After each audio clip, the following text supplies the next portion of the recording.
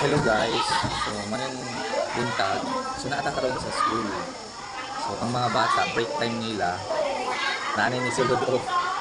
So break time nila na sila gibuhat ng project. Sa atong tanaw. So ano yung ilaha gibuhat? What do you call this? Lantern? Lantern, right? So naa sila gibuhat nga lantern.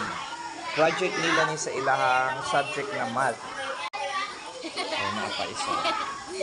Ang isa nagkabisisiya. So na isa. Humana iya ha. Kani. Can I look this? What do you call this? Oh, very nice. Kani tayo sa pitas. Finish?